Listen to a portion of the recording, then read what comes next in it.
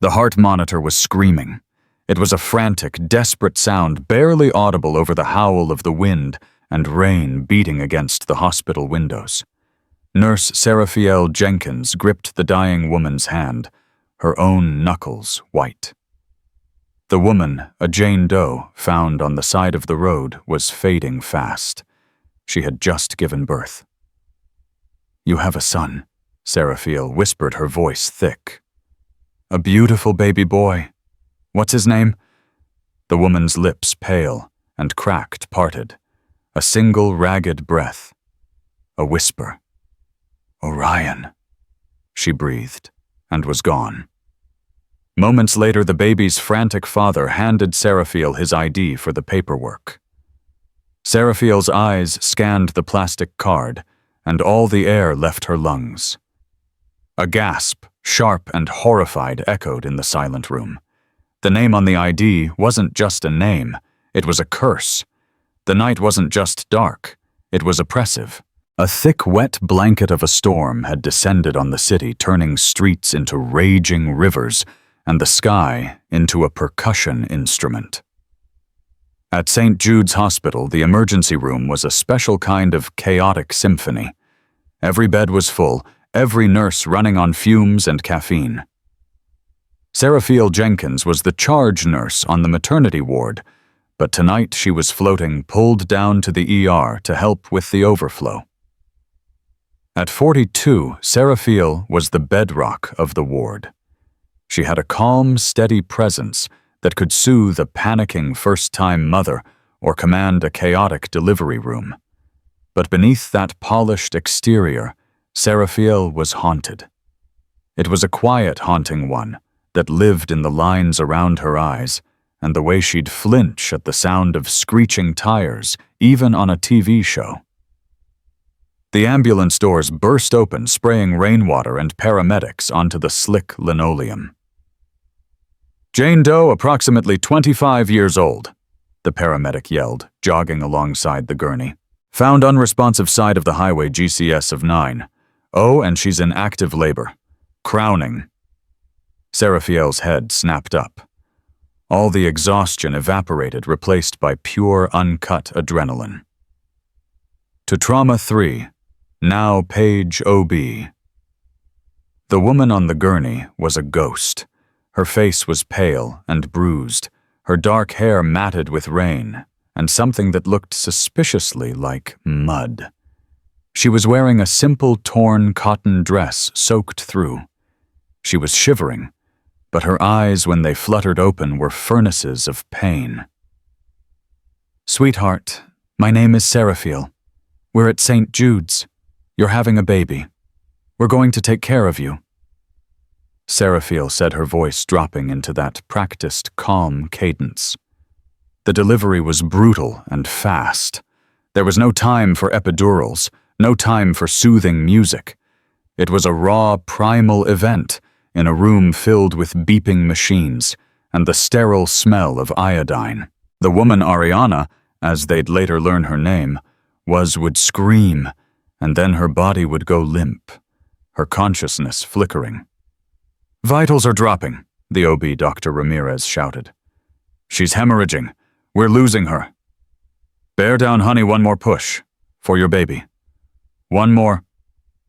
Seraphiel coached her hand, gripping the woman's, with a final agonizing cry that seemed to rip from her very soul. The baby was born. A boy. He was small, covered in vernix and blood, and terrifyingly silent. "No cry," Seraphiel whispered, her heart seizing. Dr. Ramirez, a miracle worker in scrubs, began neonatal resuscitation. 1 second. 2. 3. And then a sound that cut through the storm like a beacon, a thin, reedy wail. "He's okay." Seraphiel breathed, tears stinging her eyes as she turned back to the mother. "You did it. He's here. He's beautiful." Ariana's eyes glazed with a pain that went beyond the physical, focused on Seraphiel. "Safe," she rasped. "He's safe," Seraphiel promised. It was right then that the man burst through the doors. He was drenched, his brown hair plastered to his skull, his eyes wild with a terror that matched the woman's. He looked like he'd run a marathon through the storm. "Ariana!" he screamed, rushing to the gurney. "Oh God, Ariana! Sir, you can't be in here!" A resident tried to block him. "That's my wife," he sobbed, grabbing Ariana's limp hand. "Ariana, I'm here. I'm so sorry. I'm so sorry." Dr. Ramirez looked at Seraphiel. The room was a mess of blood and medical supplies. "Get him out. We have to stabilize her. Now." "Sir," Seraphiel said, touching his arm gently. "She's very sick. We need to get her to surgery. Please wait outside. You can see your baby in a moment." No, I can't leave her," he wept. But Ariana's eyes were already closing. Her vitals were cratering. "Code Blue!" Dr. Ramirez shouted. The man was ushered out, collapsing into a chair in the hallway, his head in his hands, his body racked with sobs. Seraphiel and the team worked frantically, but the storm inside Ariana's body was worse than the one outside. Her injuries from whatever had happened, combined with the trauma of childbirth, were too much. They lost her. 1 hour later, Seraphiel Jenkins had to do the worst part of her job. She cleaned Ariana's face, placed a clean blanket over her, and walked out to the hallway to tell a brand new father that he was now a single parent. The hallway felt a mile long. The man was still there, a statue of grief. He hadn't moved. He looked up as Seraphiel approached, his eyes red-rimmed and hollow. He already knew. We did everything we could," Seraphiel said, her voice breaking. It never got easier. "The internal bleeding. It was too severe. I am so sorry." The man didn't make a sound.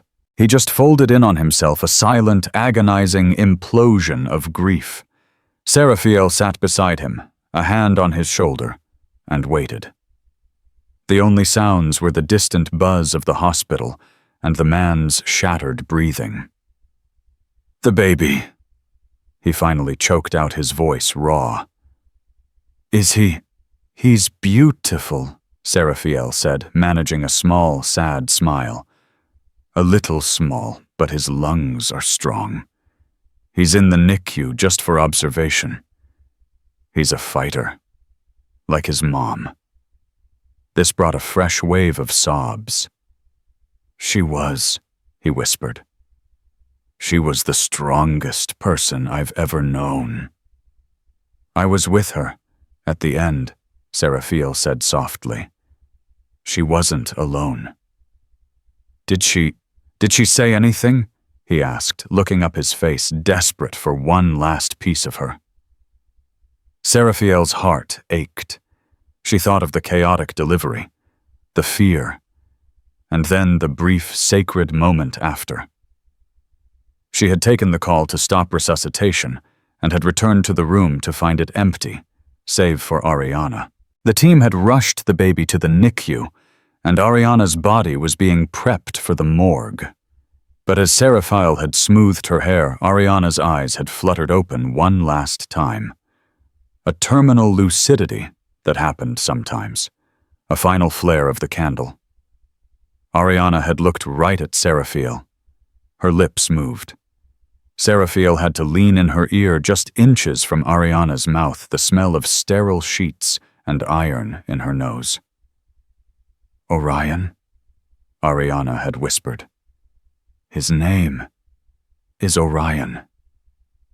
And then she was gone. Truly gone. Seraphiel related this to the man. She wanted his name to be Orion. She whispered it. It was her last word. The man's face crumpled in a way that was both beautiful and terrible. "Orion," he repeated. "Of course. She always loved that name. She said it was a strong name, a hunter." "It's a beautiful name," Seraphiel agreed. Your son is officially baby boy Orion." She stood up, switching painfully back to her professional role. "Sir, I hate to ask this right now, but we have to do the paperwork for the birth certificate and for his mother." She pulled out the clipboard with the standard forms. "I'll need her full name, and I'll need to see your ID." "Her name was Ariana Hayes," he said, his voice distant. "Ariana Jean Hayes." "Thank you." Seraphiel wrote it down. The man fumbled in the pocket of his soaked jeans. He pulled out a worn brown leather wallet. His hands were shaking so badly he could barely retrieve the card. He finally pulled out a driver's license and handed it to her, his eyes focused on the floor. Seraphiel took it. She glanced down her pen, poised over the father's name section of the form. Her breath hitched. It wasn't a gasp. It was a complete stop. The air in her lungs turned to ice. The hallway, the man, the grief, it all dissolved, replaced by a roaring in her ears. She looked at the photo. It was him a bit younger, smiling slightly. She looked at the name, looked at the Mark Orion Davenport. 1280, Sycamore Heights, DOB, 14-1990. Seraphiel's hand flew to her mouth, stifling the sound that tried to escape. It came out anyway, a choked, horrified gasp. The man looked up, his grief-stricken face clouding with confusion. "Nurse, are you okay?" Seraphiel couldn't speak. She just stared at the card. Mark Orion Davenport. A name she hadn't seen in print in 10 years. A name that was seared into her memory. A name that belonged to the man who had killed her sister. 10 years ago. Seraphiel Jenkins wasn't a charge nurse. She was a recent nursing graduate full of hope, planning a wedding. Her world was bright, and her biggest worry was which color to choose for the bridesmaid dresses. Her younger sister Emily was her maid of honor. Emily was 21. She was the bright one, the artist, the free spirit. She was studying art history and had a laugh that could and often did fill an entire house. The call came at 2:17 a.m. on a clear Tuesday. Seraphiel and her fiancé, a man she could hardly remember now, were asleep. It was the hospital. Not her hospital, but the city general. "There's been an accident," a monotone voice had said. "A hit and run." The world tilted. The bright colors of her life turned to gray. Emily had been walking home from a late study session at the campus library. A witness, a homeless man named Terry, said a dark blue high-end sports car, a Bentley, he thought had mounted the curb. It was going like a bat out of hell. It struck Emily, sending her flying, and never even tapped the brakes. Emily was alive just barely when Seraphiel got there. She died 3 hours later, holding Seraphiel's hand. The police investigation was a masterclass in frustration. The witness was unreliable. The CCTV footage was grainy, but there was a lead, a partial plate, and the witness's description of the driver, a young kid rich-looking, laughing. The car was traced. It was registered to Davenport Industries, a sprawling real estate and logistics empire. The man who often drove it, the heir to the fortune Mark Orion Davenport. He was 20 at the time. A notorious playboy, all slicked back hair and smug grins in the society pages. His name was whispered in connection with trashed hotel rooms DUIs that disappeared and women who signed NDAs. The Davenport family lawyers descended like vultures. They produced an alibi. Mark was at a private party in the Hamptons. They produced flight manifests.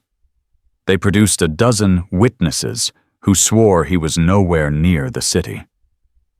The homeless witness Terry suddenly recanted his testimony, his eyes vacant. He was arrested for public intoxication 2 days later and vanished from the narrative. The case went cold in less than 48 hours. There was no justice. There was just a 21-year-old girl in a grave and a family that got away with murder. Seraphille's engagement fell apart. The bright colors never fully returned. She threw herself into her work, the grief hardening into a cold, quiet rage that she buried under layers of professional compassion. She was a good nurse. She was a healer. But she had never ever forgotten the name. Mark Orion Davenport. And now a man claiming to be him was sitting in her hallway holding a fake leather wallet, grieving for a woman who had just whispered that name with her dying breath. "Nurse Jenkins Seraphille." The man's voice snapped her back. He was standing his face a mask of concern. "You look like you've seen a ghost." Seraphille's training kicked in a firewall against the panic. She forced her lungs to work. I'm sorry," she stammered, handing the ID back. Her hand was shaking violently. "It's a long night. The name, it's unusual." "Yeah," he said, pocketing the wallet, his gaze dropping. "Orion. It was my great-grandfather's name. Ariana loved it. A connection." Seraphille stared at him. This was the monster from her nightmares. This broken, sobbing man in damp, inexpensive jeans and a faded t-shirt. This was the rich kid in the Bentley. It didn't make sense. The man in the papers 10 years ago was sharp, arrogant, with cold eyes. This man looked soft. Beaten down by life, not insulated by wealth. His face was kind. But the ID, the name, the baby. Orion. "I need to," Seraphille said, pointing vaguely down the hall. "I need to check on the baby, on Orion. I'll be right back." She didn't wait for an answer. She turned and walked her legs stiff to the staff bathroom. She locked the door, leaned over the sink, and was violently, horrifyingly sick. The man who killed her sister was in her hospital, and she was the nurse assigned to care for his newborn son. Seraphille splashed cold water on her face, staring at her reflection in the harsh fluorescent light. Her eyes were wide, haunted. "This is a hospital. You are a professional. He is a patient. That baby is a patient."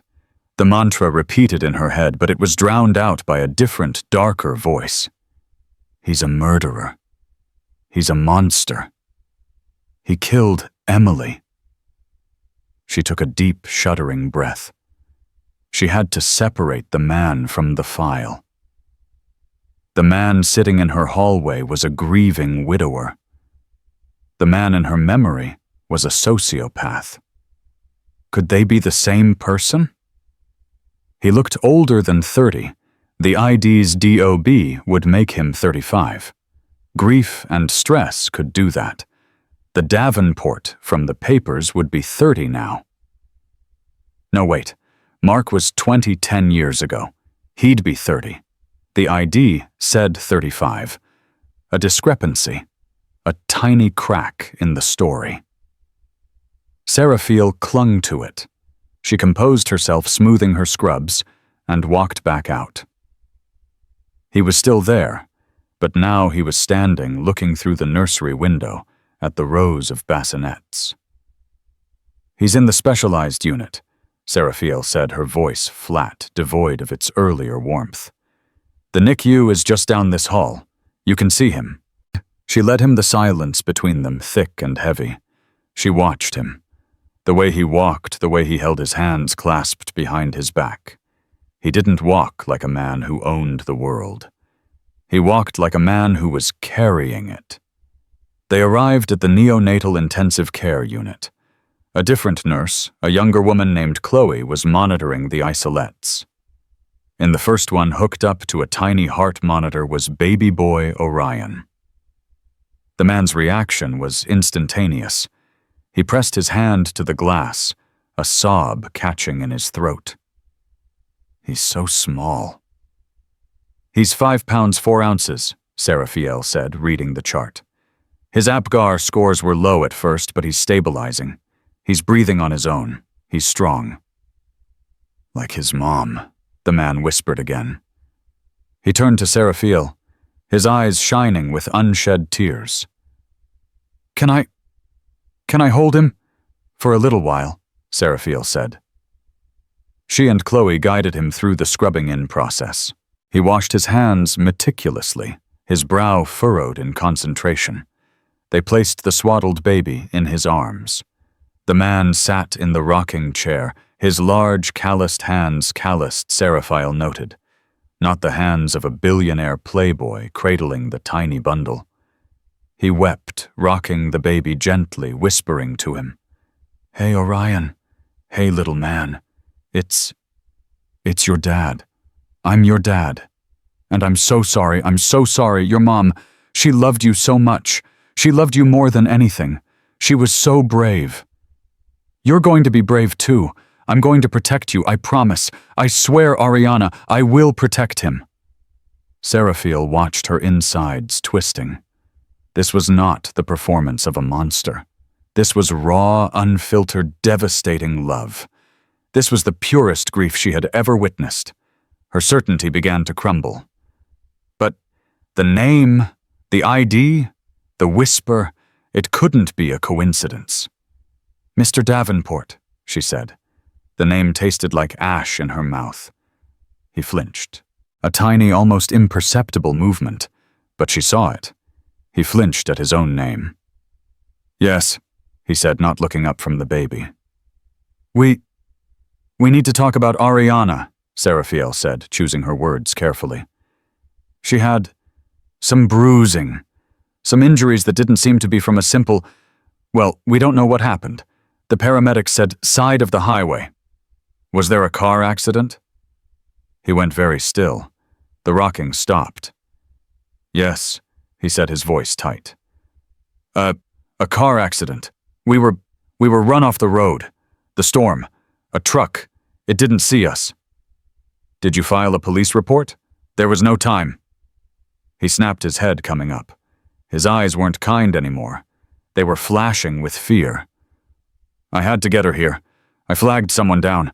My phone was lost. Broken. We'll need to call them, Seraphiel said.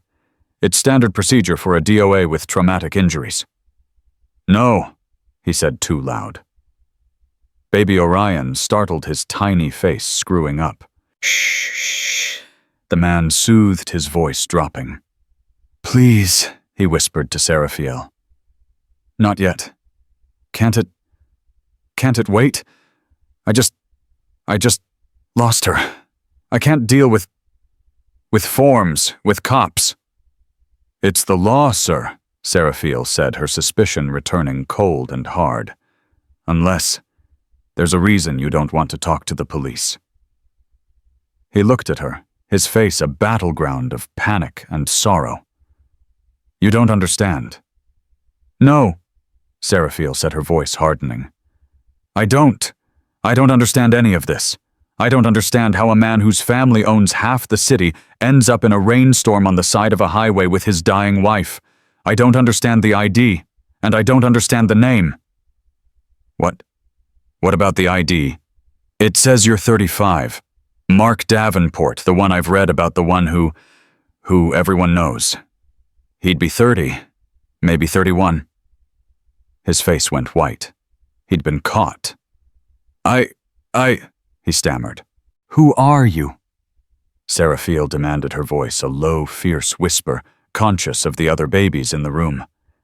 The man looked down at the baby in his arms, a look of utter defeat on his face. My name, he said, his voice cracking, is Thomas. Thomas Vance. I'm a high school history teacher. Or I was. Then who is Mark Orion Davenport? Seraphiel pressed her heart, hammering. "He's the man," Thomas Vance said, looking up, his eyes filled with a terror so profound it chilled Seraphiel to the bone. "He's the man who's trying to kill us." The world stopped spinning, and then resumed, but on a different axis. "What do you mean?" Seraphiel asked, her mind struggling to catch up. "That ID, it's a fake." "It's real," Thomas said bitterly. "It's just not mine. I stole it from one of his associates. I kept it for an emergency. When we got here and you asked for ID, I panicked. I thought using his name, his real name. I don't know what I thought. That it would shield us. That it would be so audacious no one would question it." "Why?" Seraphiel said. "Why were you running from Mark Davenport?" It was at that moment that Dr. Peterson, the hospital's senior administrator, walked past the NICU. He was doing his nightly rounds, a habit he'd kept for 30 years. He was a man who knew every donor, every board member, and every major family in the city. He glanced in, saw the new father, and did a double take. He stepped into the NICU. "Thomas Vance. Is that you?" Thomas looked up, his face ashen. "Dr. Peterson, hello?" "My goodness," the doctor said, his eyes going to the baby, and then to Thomas's disheveled state. "I heard about a Jane Doe. I had no idea it was Ariana. I am so deeply sorry. I knew her from the benefit. A lovely woman." Seraphiel was reeling. You know him, both of them." "Of course," Dr. Peterson said, looking confused. "Thomas here taught my youngest daughter Sophie at preparatory school. And Ariana Hayes, was Mark Davenport's executive assistant for years. A brilliant woman. She ran his entire life." The pieces clicked into place, forming a picture far more sinister than Seraphiel could have imagined.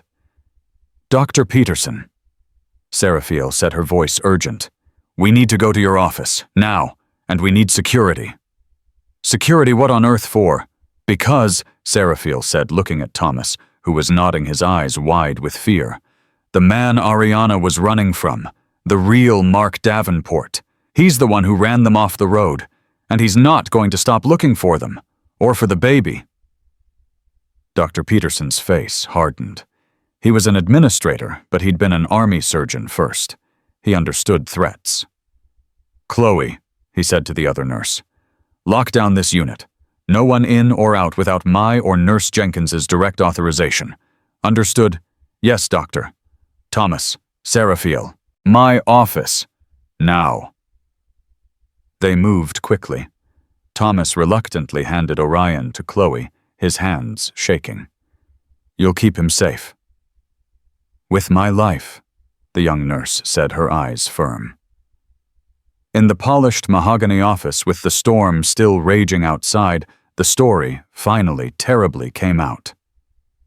"I met Ariana 2 years ago," Thomas began. His hands steepled in front of his face.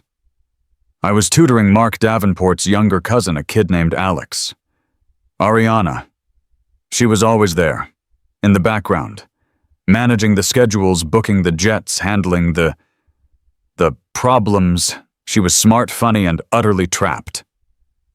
Davenport was obsessed with her," Thomas continued, his voice thick with disgust. "Not in a romantic way, not really. In a possessive way. Like she was his favorite painting. He controlled every aspect of her life. What she wore, where she went. She had a company car, a company apartment. It was a gilded cage." "And you fell in love," Seraphiel finished. "We were careful," Thomas said. "So careful. Secret lunches. Stolen conversations in the library. We were saving. We were planning to get out. To just disappear. Go to Oregon, maybe. Start over. I'd teach she wanted to open a flower shop." He choked on a sob. Then she found out she was pregnant. We were terrified, but happy. It was the push we needed. We set a date, last night. But Davenport found out, Seraphiel asked. Worse. Ariana found out about him. She was an indispensable, so she had access to everything. His private servers, his offshore accounts.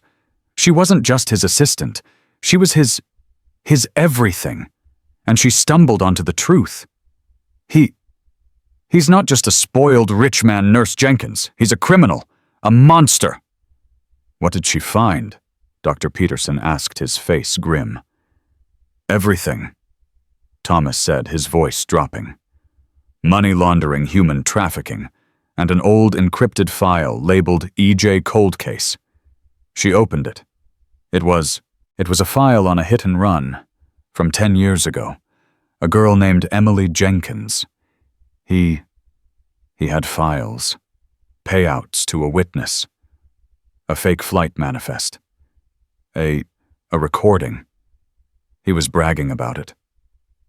Seraphiel's blood ran cold. She gripped the edge of the desk. Emily. Jenkins. Thomas looked at her, his eyes widening in dawning horror. Oh my God. Your name. Jenkins. Seraphiel Jenkins. You're her sister. He bragged about it. Seraphiel's voice was a dead, hollow thing. He was on a call with his lawyer, drunk, Thomas whispered. He said, the bitch ran out. I barely even felt it. Cost me more to clean the car than to buy the witness. Ariana, she copied everything. A ledger, the recording. Everything. She put it on a secure flash drive. That's what he's after. Not just her. Not just me. The drive.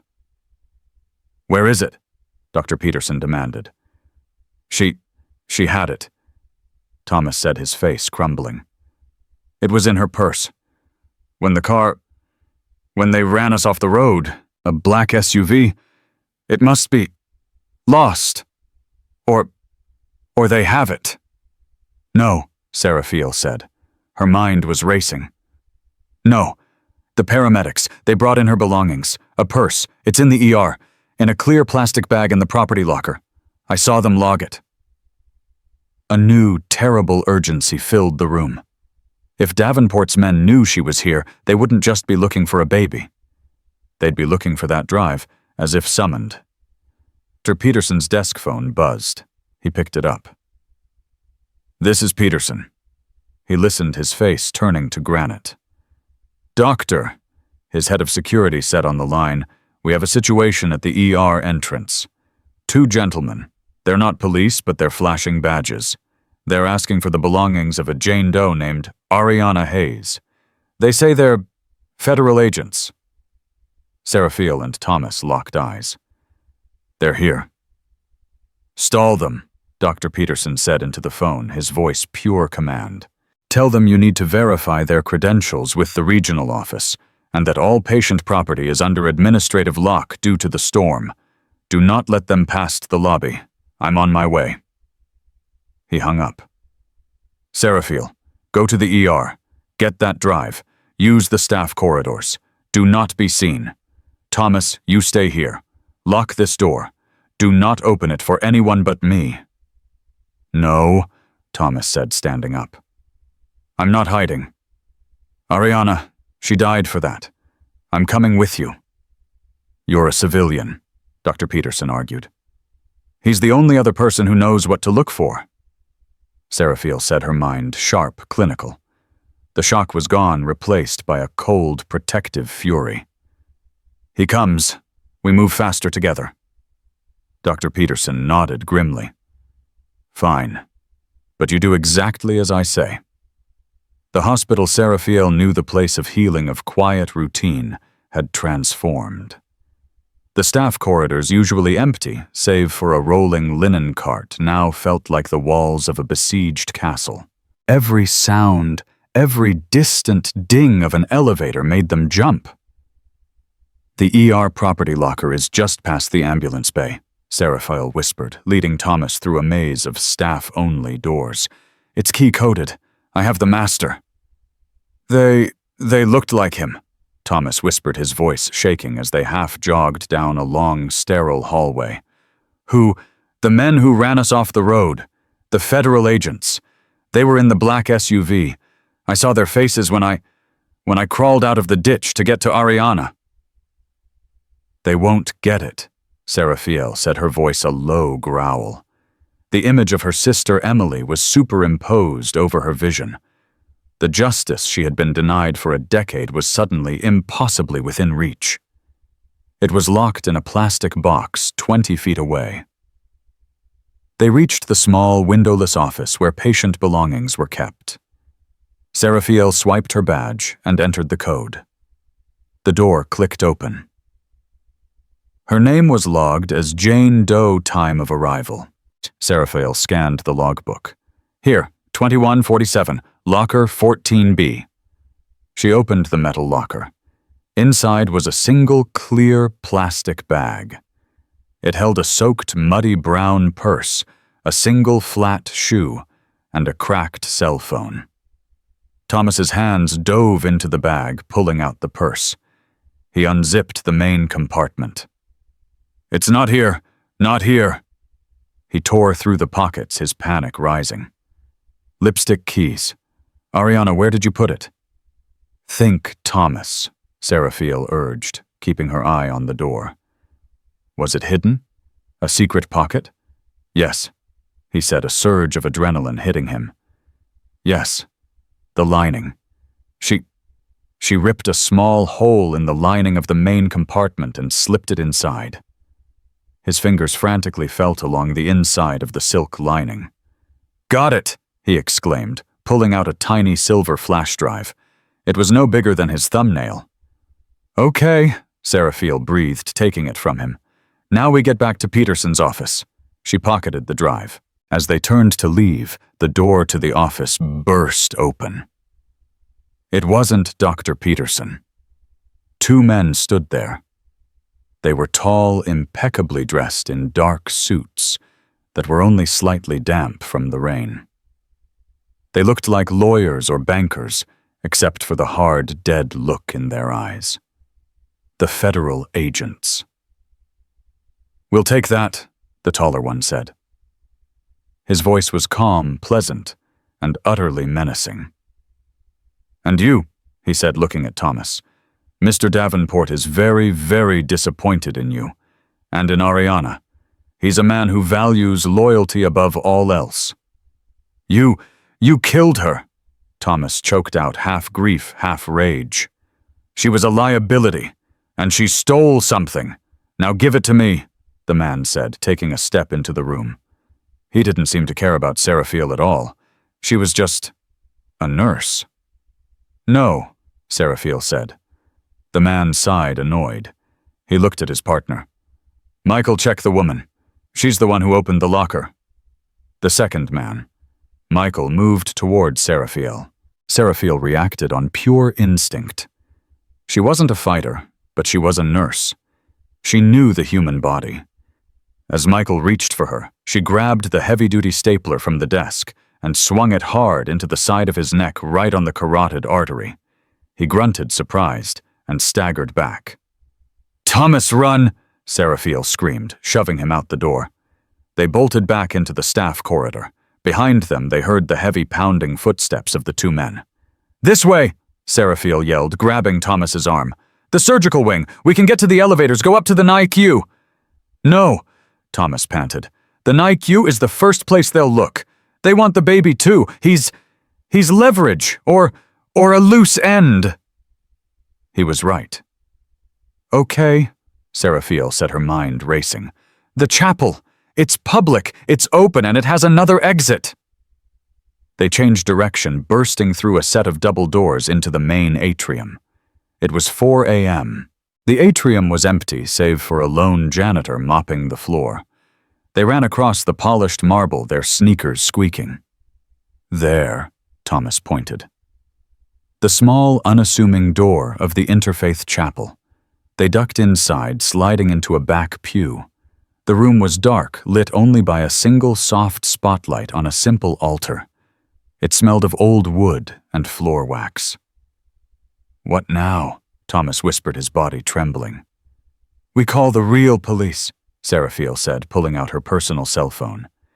She had the flash drive in her other hand, her grip so tight her knuckles were white. Her fingers were dialing 911 when the chapel doors opened again. The tall man stood silhouetted in the doorway. This is predictable, he said, his voice echoing in the small, quiet space. The sanctuary. Very dramatic. He stepped inside his partner, Michael, blocking the exit. The drive, nurse, the tall man said. I don't know who you are or why you're involved, but this is your one and only chance to walk away. Give me the drive and you can go back to whatever it is you do. Changing bedpans. Seraphiel looked at Thomas. He was pale, defeated. She looked at the flash drive in her hand. Cost me more to clean the car than to buy the witness. Emily's face flashed in her mind. No, Seraphiel said. She stood up. Her voice didn't shake. I know what's on this drive, and I know who you are. You're Mark Davenport's fixers. You're the men who murdered Ariana Hayes. That was an accident, the man said with a shrug. This, he said, taking a step toward her. This will be on purpose. And I know, Seraphiel continued, her voice rising, that 10 years ago your boss murdered my sister, Emily Jenkins. He hit her with his car and he bragged about it. The tall man's professional calm finally broke. His eyes widened. This was a complication he hadn't expected. That Jenkins, he said, a flicker of, was it fear, crossing his face. I am, Seraphiel said, and you're not getting this drive. The man, Michael, lunged, but Thomas, the quiet history teacher, moved first. He tackled the man at the knees, a surprisingly brutal football tackle. They crashed into the pews, wood splintering. The tall man pulled something from his jacket. It wasn't a gun. It was a syringe. I really hoped not to make a mess. He sighed. Seraphiel didn't wait. She turned and ran not for the blocked main door, but for the small, unassuming door behind the altar. The one marked, Clergy Only. She burst through it into a small office. The tall man was right behind her. She fumbled with the lock on the far door. It was stuck. It's over, nurse, he said, advancing on her. You're right, Seraphiel said. She looked at the flash drive. She looked at the man. And she looked at the heavy brass cross on the chaplain's desk. She did the only thing she could. She put the flash drive in her mouth and swallowed it. The man stopped. He stared at her, his jaw dropping in disbelief. You didn't. I did, Seraphiel choked out, her throat burning. So now what you're going to, what cut me open right here in the hospital? The man's face was a mask of pure, unadulterated fury. He raised the syringe. I wouldn't, a new voice said. Dr. Peterson was standing in the doorway Seraphiel had just come through. Behind him were 2 uniformed police officers, their guns drawn. Thomas was with them, bruised but standing. Put the needle down, sir, one of the officers said.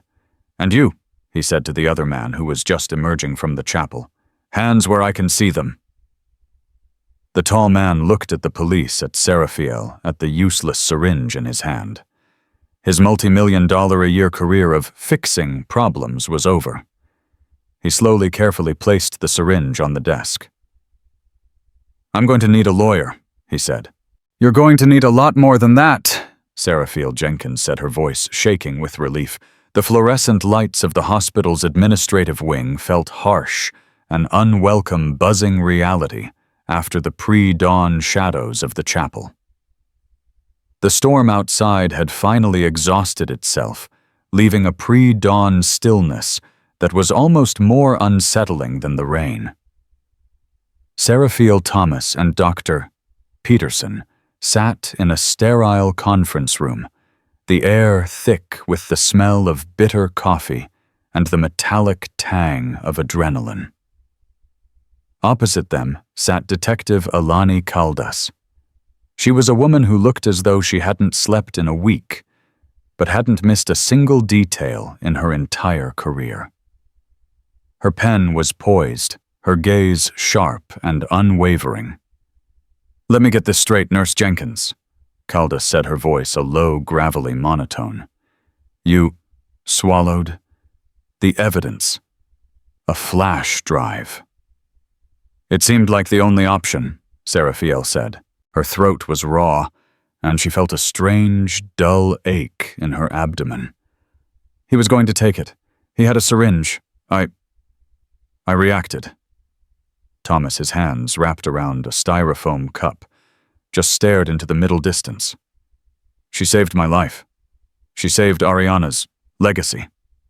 And you," Caldas said, turning to Thomas, "are Thomas Vance, high school history teacher. But the ID you gave Nurse Jenkins, the ID that started this, belonged to Mark Orion Davenport." "It wasn't his," Thomas whispered, his voice cracking. "It was a fake. I stole it. From one of his fixers months ago. It was part of our escape plan. An emergency ID. When I got here and Ariana was gone, and the nurse asked, I just grabbed it. I don't know what I thought. That his name was a shield, maybe. That it was so powerful it would protect us."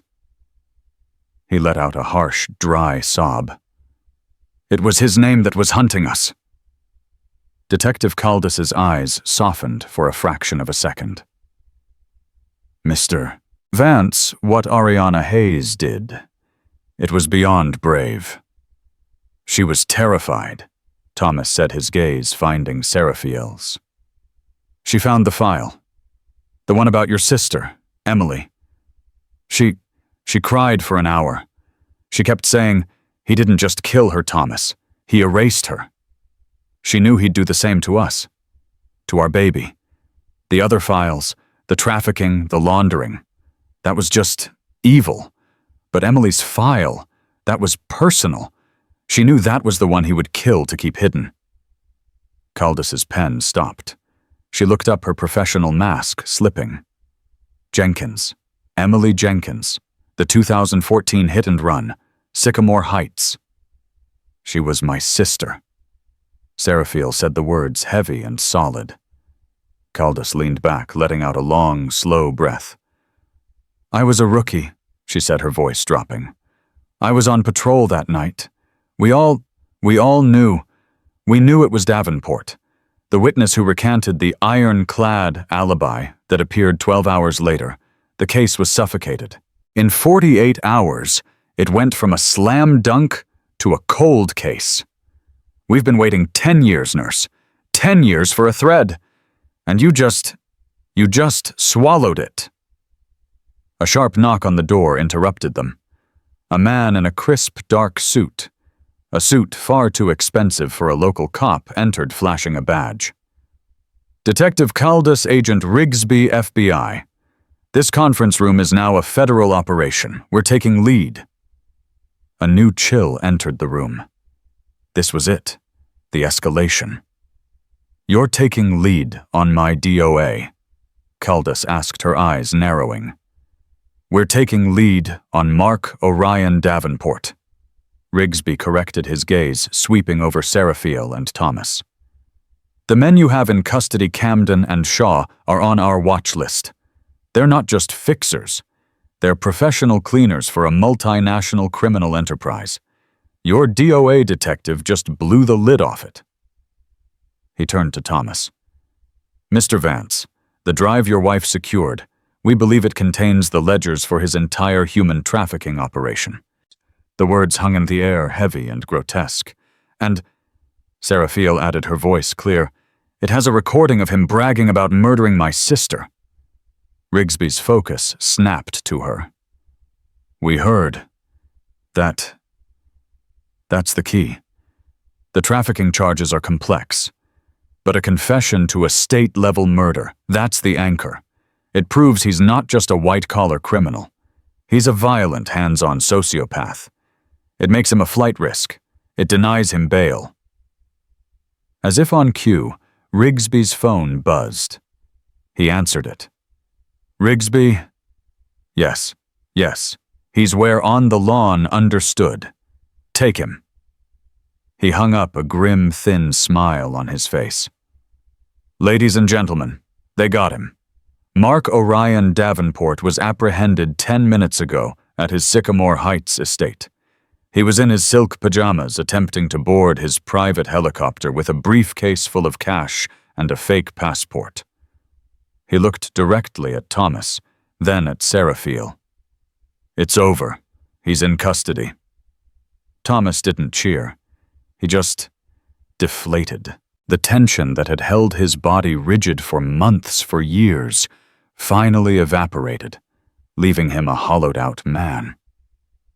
He bent over his face in his hands, and his shoulders shook with the silent, racking sobs of a man who had just survived the unsurvivable, only to realize what it had cost him. Seraphiel, her hand on his back, felt a profound, shuddering relief. It wasn't joy. It was the release of a 10-year-old anchor.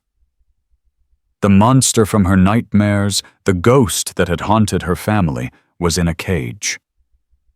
"He's caught Emily," she thought, tears streaming down her own face. "He's finally caught." The sun was high by the time Seraphiel finished. The hospital was in full swing, the day shift having taken over, blissfully unaware of the siege that had taken place in the night's darkest hours. Seraphiel had been debriefed, examined the drive was in process, and finally mercifully released from the conference room. She was bone-tired, every muscle aching, but she didn't go home. She walked as if pulled by an invisible string back to the NICU. The light inside was different. The harsh, artificial glow of the night was gone, replaced by soft, indirect morning light filtering in from the hallway. And in the corner, in the same rocking chair, sat Thomas. He was clean. Chloe, the night nurse who had just clocked out, had found him a set of spare scrubs. His hair was damp, as if he'd splashed water on his face. And in his arms, no longer in an isolette, but swaddled in a simple white blanket, was his son. He looked up as Seraphiel entered, and his eyes, though red-rimmed and hollowed by grief, held a new, fragile light. They let me hold him," he whispered. "Chloe showed me how to hold his head." Seraphiel sat in the chair beside him. They sat in silence for a long time, the only sound the gentle, rhythmic beep of the monitors and the quiet whoosh of the ventilator for another sicker baby nearby. "He needs a name," Thomas said, his voice thick. "For the certificate. The real one." "He has one," Seraphiel said softly. "Ariana gave him one." Thomas winced. His face tightened. "Orion, I can't, Seraphiel. I can't. Every time I look at him, every time I say his name, I'll see him. Mark Orion Davenport, the man who took her." He looked down at the tiny, perfect face. "How can I curse my son with that name, the name of his mother's murderer?" He was right. The name was poison. Seraphiel felt it too.